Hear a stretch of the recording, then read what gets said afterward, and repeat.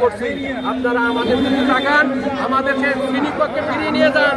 লোক আন্দোলন অন্যদিকে মোড় নেবে বলে আমরা দেখতে পাচ্ছি।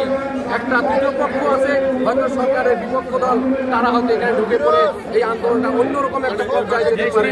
এই জন্য অনুরোধ করছি সরকার বাহাদুরকে আমাদের এই ন্যায্য দাবি মেনে নিন, আমাদেরকে শ্রেণীকক্ষে ফেরত যাওয়ার ব্যবস্থা করে দিন। আমাদের সন্তান, আমাদের ছাত্ররা আমাদের ক্লাসরুমে তারা উদ্গ্রীব হয়েছে ক্লাস করার জন্য, কিন্তু আমাদের প্রাণ ফেটে যাচ্ছে, আমরা ক্লাসে যেতে পারতেছি না। কিন্তু আমাদের এই ন্যায্য দাবি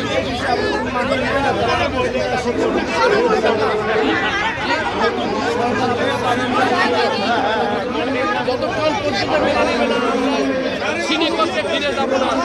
আমরা কোনো আমাদের কর্মযজ্ঞ সব স্থগিত রাখবো এবং শ্রেণীকক্ষ তারা থাকবে ইনশাআল্লাহ।